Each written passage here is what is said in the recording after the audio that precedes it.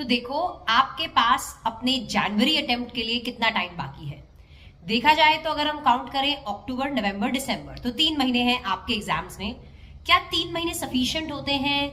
3 महीने में आप अपनी प्रिपरेशन क्या अच्छे से कर सकते हो फॉर सीए फाउंडेशन एग्जाम्स?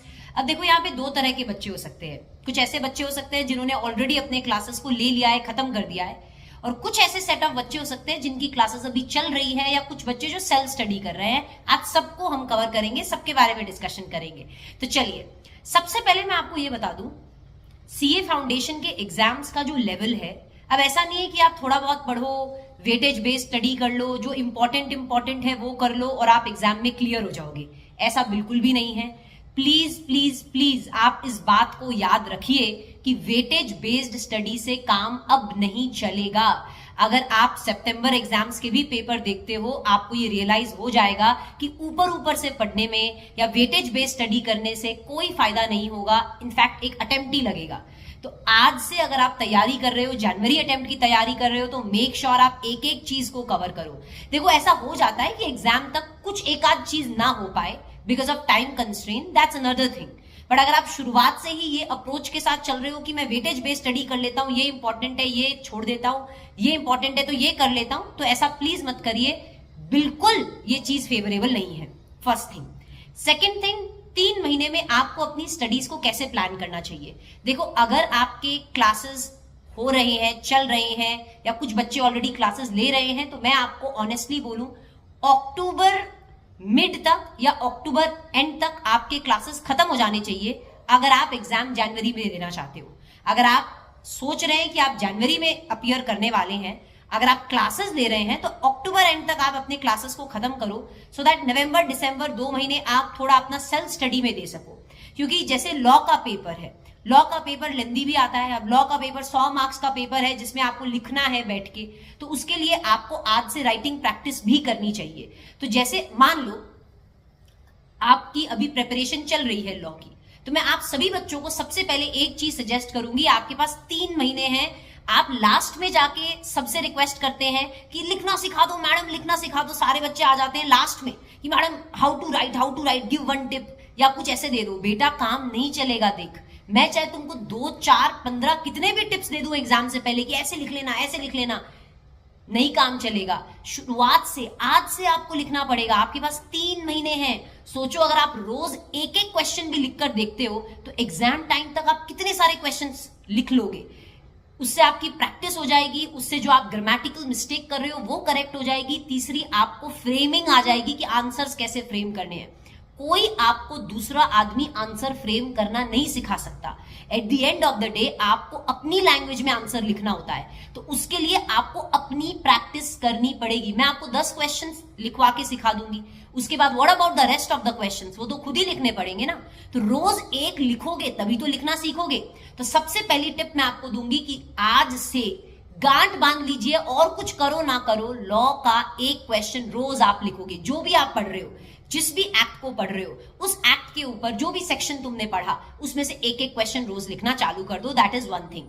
3 महीने में, अब जैसे मैंने बोला क्लासेस ले रहे हो तो अक्टूबर तक क्लास खत्म कर दो। एक आध क्लास आपकी लंबी चल भी रही है, नवंबर तक चल भी रही है, तो भी इट्स ओके, बट ट्राई करो कि साइमल्टेनियसली सेल्फ स्टडी भी करो। अब कुछ बच्चे ऐसे हो सकते हैं जो बोले मैडम मेरी क्लास अक्टूबर तक तो खत्म नहीं होगी, क्लास तो मेरी नवंबर तक चलेगी, देन इट्स ओके, बट साथ साथ में सेल्फ स्टडी कीजिए। दैट मीन्स, जैसे फॉर एग्जाम्पल आपने एक चैप्टर मेरे साथ पढ़ा, तो इसका मतलब ये नहीं है अब आपने एक बार पढ़ लिया तो उसको छोड़ दिया, आप भूल जाओगे।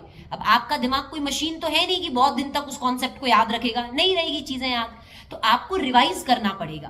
तो आज आप एक कॉपी पेन लेकर बैठिए, एक टाइम टेबल बनाइए कि आप अपने क्लासेस को कब तक खत्म करेंगे, कौन सी डेट तक कौन सा पोर्शन, कितना पोर्शन आप रिवाइज कर लेंगे।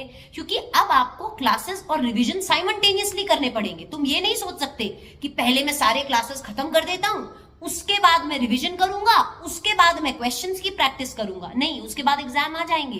तो अब आपको इस तरीके का टाइम टेबल बनाना है कि अगर आपके अभी क्लासेस चल रहे हैं तो तुम क्लासेस भी लो, उसके साथ साथ रिविजन्स भी करते रहो। अब ऐसा नहीं बोल रही बहुत सारा रिवीजन कर लो, नहीं, कम से कम कुछ कुछ रिवीजन तो स्टार्ट करो। कोई कोई, अब जैसे आप स्टार्ट कर रहे हैं तो आप अक्टूबर 1 से 10 तक लॉ के कौन कौन से एक्ट को रिवाइज करोगे? लेट्स से आप एक एक्ट रिवाइज करोगे, फिर 10 से 20th तक आप कौन सा एक्ट रिवाइज करोगे? आपको उसका एक टारगेट बना के चलना होगा। Same goes for all the other subjects as well. तो आप पढ़ाई क्लासेस साथ में लो, साइमल्टेनियसली रिविजन करो और लॉ का एक क्वेश्चन लिखकर देखो, क्योंकि लिखने में मेन प्रॉब्लम आती है। देखो जब एमसीक्यू बेस्ड है तो वो तो आप टिक कर लेते हो, उसमें तो कोई प्रॉब्लम नहीं आती है। मेन प्रॉब्लम लिखने में आ जाती है। लिखना लास्ट में नहीं सीख पाओगे, लिखना शुरुआत से करना है और जितने क्वेश्चंस हो सकते हैं, जैसे ही टीचर के साथ एक चैप्टर खत्म होता है साइमल्टेनियसली उसके क्वेश्चंस आप प्रैक्टिस करो। साइमल्टेनियसली तुमको लगता है तुम बाद में करोगे, अरे बाद में तुम भूल जाओगे, तुम एक्टिव भूल जाओगे पूरा का पूरा, बाद में रिवाइज नहीं करोगे तो फिर काय के क्वेश्चन प्रैक्टिस होंगे। साइमल्टेनियसली क्वेश्चन को प्रैक्टिस करो। और एक प्रो टिप दूं, प्रो टिप है बेटा, जब भी एक क्वेश्चन प्रैक्टिस करते हो, जैसे फॉर एग्जांपल एक चैप्टर खत्म हुआ तो उस चैप्टर के तुम अकाउंट्स का एक चैप्टर खत्म हुआ तो उसके क्वेश्चंस जब तुम प्रैक्टिस करते हो तो जो क्वेश्चन तुमको पहली बार करने में डिफिकल्ट लगे ना उस पे स्टार मार्क कर दो, ठीक है? तो नेक्स्ट टाइम आप वो स्टार मार्क वाले क्वेश्चंस को पहले देखना, तो आपको पता रहेगा कि पहली बार करने में आपको ये क्वेश्चंस डिफिकल्ट लगे थे। तो इस अप्रोच के साथ चलो, क्योंकि सारे क्वेश्चंस तो बार बार रिवाइज नहीं हो सकते। तो आपको जो जो डिफिकल्ट लगता है उस पर स्टार मार्क करते रहो ताकि आपको याद रहे कि इसको आपको वापस करना है।